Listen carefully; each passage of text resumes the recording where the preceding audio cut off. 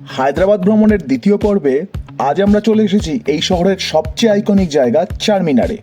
দিনের আলোয় চারমিনার দেখব, তারপর বিখ্যাত নিমরা ক্যাফের ইরানি চা আর ওসমানিয়া বিস্কুট ট্রাই করব। সন্ধ্যে পর্যন্ত অপেক্ষা করার পর দেখব রাতের আলোয় চারমিনারের অন্যরকম সৌন্দর্য, আর শেষে হায়দ্রাবাদের বিখ্যাত পার্ল শপিং।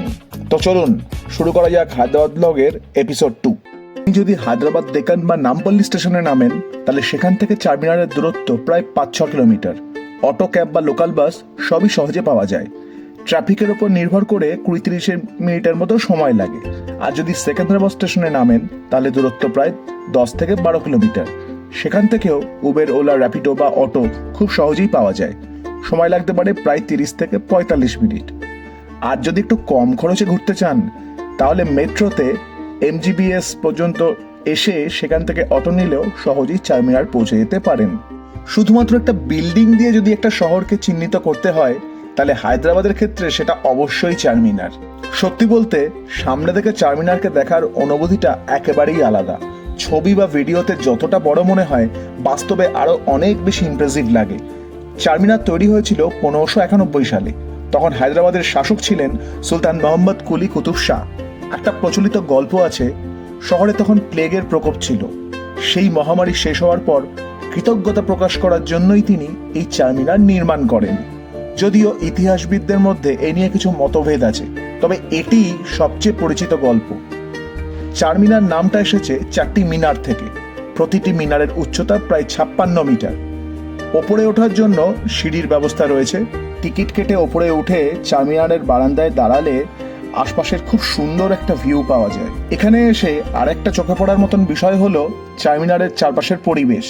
এখানে শুধু ইতিহাস নয়, জীবন্ত একটা শহরকে দেখা যায়। কেউ দরদাম করছেন, কেউ চুড়ি কিনছেন, কেউ সেলফি তুলছেন, আবার কেউ পরিবারের সঙ্গে ঘুরতে এসেছেন। আরেকটা মজার বিষয় হলো চারমিনারের চারপাশের যে বাজারটা রয়েছে, সেটা লাড বাজার নামে খুবই বিখ্যাত, বিশেষ করে রঙিন চুড়ি, আতর আর ঐতিহ্যবাহী জুয়েলারির জন্য।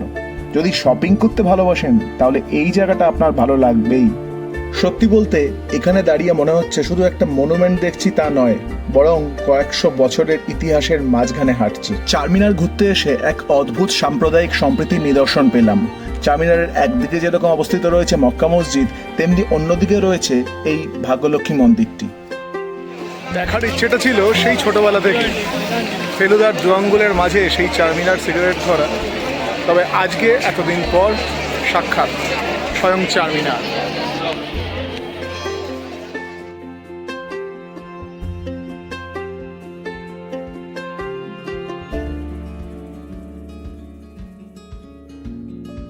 এত ঘোরাঘুরি হাঁটাহাঁটির পর একটু চায়ের প্রয়োজন ভীষণভাবে মনে হচ্ছিল।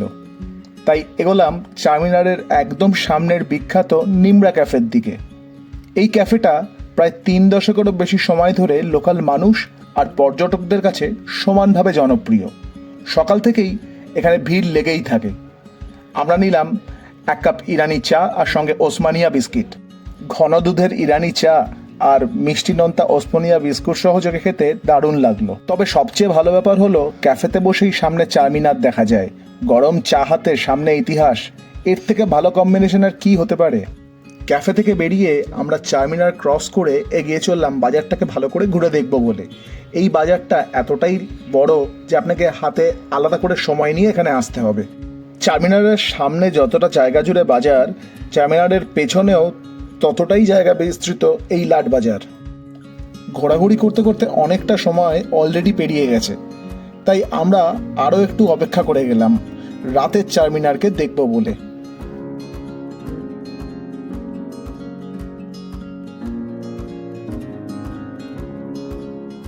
সূর্য ডোবার সঙ্গে সঙ্গে পুরো চারমিনারের রূপটাই যেন বদলে যায়। আলো জ্বলে উঠতেই মনে হয় যেন ইতিহাসের ওপর নতুন একটা রং চড়ে গেছে। দিনের তুলনায় রাতের পরিবেশটা আরও জমজমাট।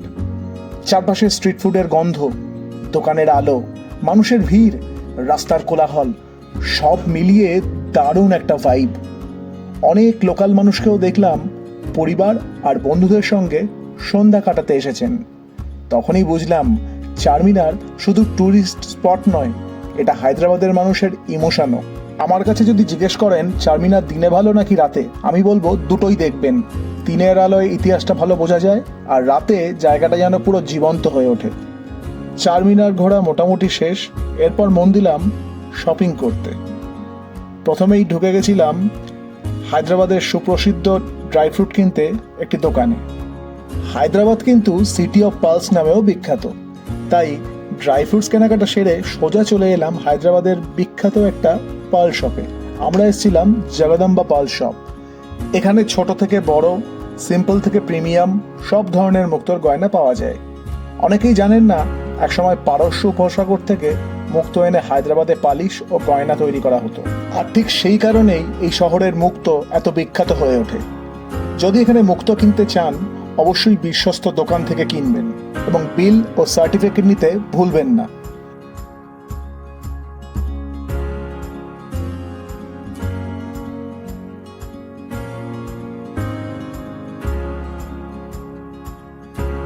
তো এই ছিল আমাদের হায়দ্রাবাদ ব্লগের এপিসোড 2। চারমিনারের ইতিহাস, নিমরা ক্যাফের বিখ্যাত ইরানি চা, রাতের অসাধারণ পরিবেশ, আর অতি অবশ্যই হায়দ্রাবাদের ফেমাস পার্ল শপিং। সব মিলিয়ে দিনটা সত্যি মনে রাখার মতো।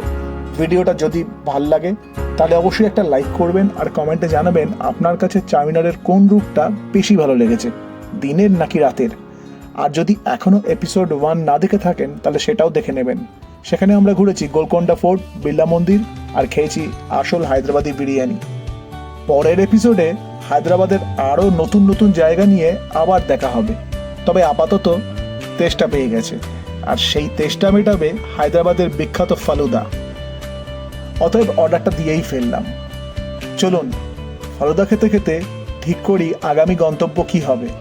তবে সেটা দেখার জন্য আপনাকে চ্যানেলটা কিন্তু সাবস্ক্রাইব করতেই হবে।